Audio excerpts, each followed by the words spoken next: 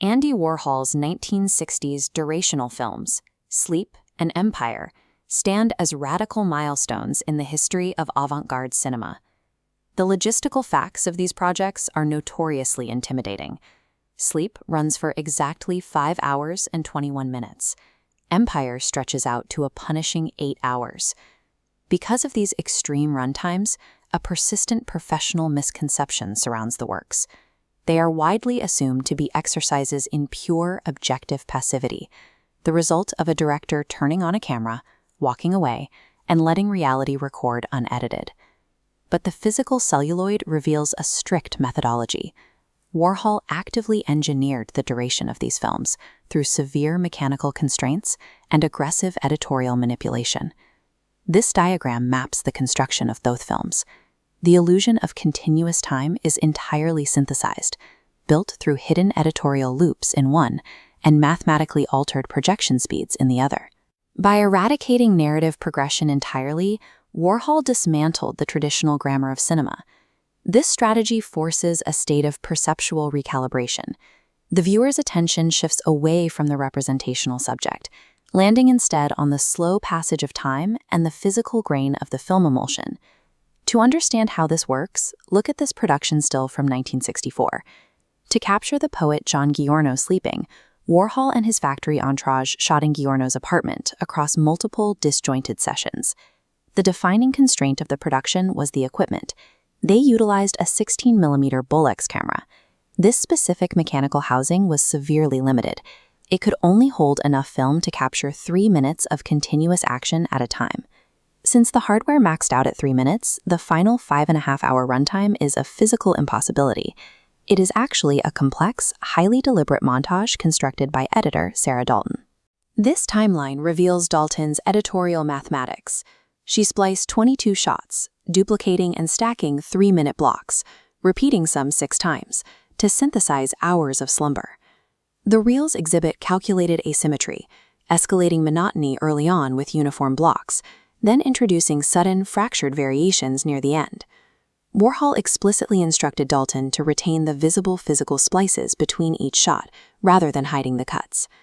These raw editorial seams function the same way as the deliberate misregistrations and ink blobs found in Warhol's famous silkscreen paintings.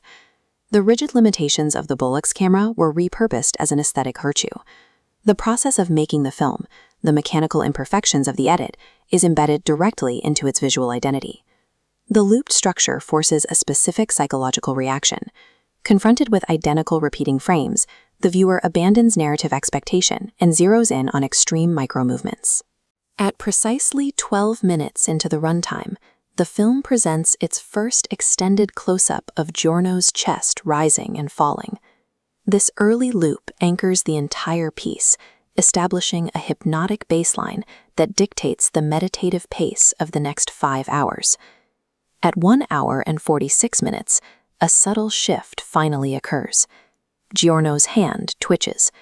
Measured against nearly 2 hours of absolute stillness, a single muscular reflex registers as a massive kinetic event. It operates as a sudden rupture, echoing the physical disruptions of a deep REM cycle. By isolating and repeating these anatomical fragments, the film invokes what philosopher Giorgio Agamben terms the whatever body. The aggressive looping strips away Giorno's specific identity, rendering him as an abstract architectural form. The rhythm holds until the 5-hour mark. Suddenly, the final reel introduces a rapid sequence of 9 entirely unique shots, shattering the stasis. Warhol's structural repetition turns the human body into a temporal palimpsest. By enforcing prolonged stillness, each repeated loop layers new perceptual weight onto an identical frame. A year later, in 1965, Warhol shifted his subject from corporeal intimacy to monumental architecture with Empire. The logistics required a static, unbroken gaze directed at the Empire State Building, filmed strictly from the 41st floor of the Rockefeller Foundation offices. Cinematographer Jonas Mekas utilized an Oricon camera for the shoot. Unlike the Bolex, the Oricon featured a large film magazine capable of continuous 33-minute takes. This timeline illustrates a new temporal strategy. Abandoning editorial loops, manipulation occurs entirely through projection speed. By shooting at 24 frames per second, but screening at 16 frames, Warhol mathematically stretched 6.5 hours of reality into an 8-hour projection. This systemic deceleration generates a distinct physiological effect.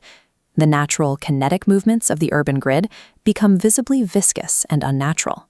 Empire actively forces the audience to confront the phenomenology of gradualness. It captures the hyper-accelerated modern city and forces it to operate at a glacial, unyielding pace. Tracking these glacial transitions requires a severe recalibration of visual focus. 45 minutes into the screening, the first discernible structure emerges. The sun dips below the horizon, and the building's spire fully materializes against the darkening sky. At 3 hours and 27 minutes, a cluster of office lights in the adjacent Chase Manhattan building blinks on and off. Distorted by the slowed projection frame rate, this utterly mundane electrical flicker expands into a monumental, rhythmic event. Fast forward to 6 hours and 2 minutes, and the deep darkness begins to yield to a faint pre-dawn haze. At this hour, physical degradation of the medium dominates the screen. The push-process Tri-X film stock yields to aggressive chemical artifacts and chaotic light leaks. Critics describe this as a temporal and material splitting. The heavy, pulsating celluloid grain ceases to be a clear window into the city, becoming both the primary medium and the message. By the 8th hour, the high-contrast grain and chemical artifacts of the push-processed film have fully obscured the building silhouette, effectively substituting architectural geometry with the physical texture of the celluloid. This matrix illustrates the mechanical divide between the two projects. Sleep operates through compression and repetition, treating the body as a fragmented object. Empire operates through real-time deceleration, treating the celluloid as a physical object. Both films completely reject traditional narrative, yet they achieve that structural emptiness through diametrically opposed mechanical interventions.